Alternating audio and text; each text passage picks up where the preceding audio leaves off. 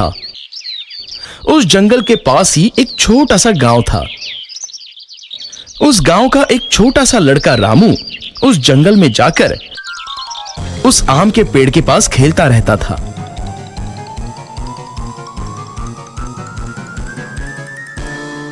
वो उस पेड़ पर चढ़ता, आम खाता और बाद में आराम से उस पेड़ के नीचे एक नींद की झपकी लेता। रामू को पेड़ के साथ खेलना अच्छा लगता, तो उस आम के पेड़ को भी खुशी होती। अब रामू रोज उस पेड़ के साथ नहीं खेलने लगा। एक दिन की बात है, रामू चलते चलते उस पेड़ के पास गया। वो बहुत दुखी था। चलो रामू बेटा, मेरे साथ खेलो। आम के पेड़ ने कहा, मैं अब बच्चा नहीं रहा जो तुम्हारे साथ खेलूं। अब मैं पेड़ के साथ नहीं खेलता।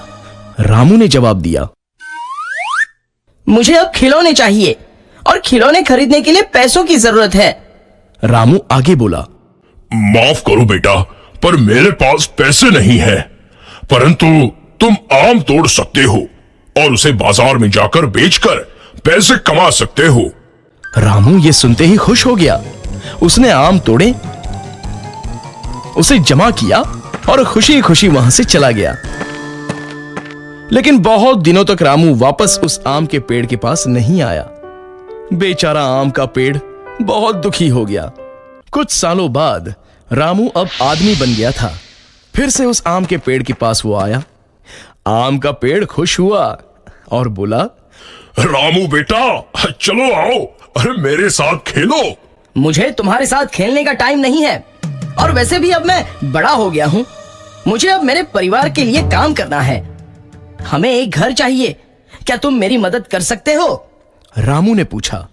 मुझे माफ कर दो बेटा, पर मेरे पास तुमको देने के लिए घर नहीं है, परंतु तुम मेरी शाखाएं तोड़कर तुम्हारा घर बना सकते हो। ऐसा सुनते ही रामू ने आम के पेड़ की सभी शाखाएं तोड़ दी और उन्हें साथ में लेकर वहां से खुशी खुशी चला गया।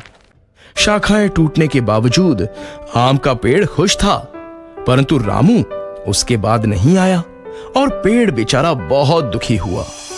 कुछ सालों बाद गर्मियों के दिन में रामू फिर से उस पेड़ के पास आया। पेड़ बहुत खुश हुआ। आओ बेटा, चलो मेरे साथ खेलो। नहीं, अब मैं बूढ़ा हो गया हूं। अब मुझे जिंदगी आराम से बिताने के लिए नौकायन करना है। क्या तुम मुझे बोट दे सकते हो? रामू ने पूछा। इस पर पेड़ बोला, मेरे तना का इस्तेमाल करो और बोट बनाओ, फिर तुम नौकायन को जाके खुश रह सकते हो। फिर क्या था, रामू ने उस पेड़ का तना भी काट लिया और उससे एक बोट बनाई और नौकायन को चला गया। फिर बहुत सालों तक वहां वापस नहीं आया। ऐसे ही कुछ साल बीत गए। आखिर एक दिन रामू वापस आया।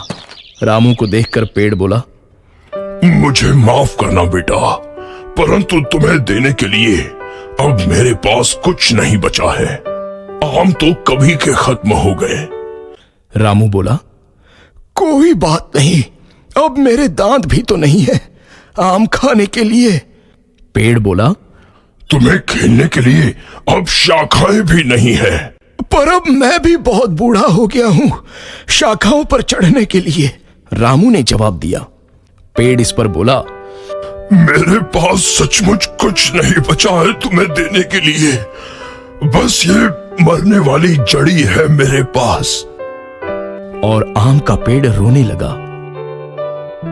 अब मुझे किसी भी चीज की जरूरत नहीं है।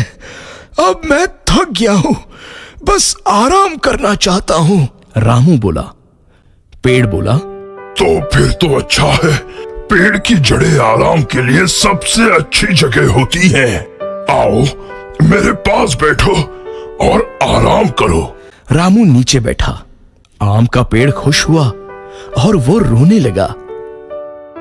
दोस्तों, ये कहानी हमारे दिल को छू लेती है कि कैसे एक पेड़ हमारे जीवन में बस जीवन भर देते ही रहता है और इंसान उस बात की कद्र तक नहीं करता।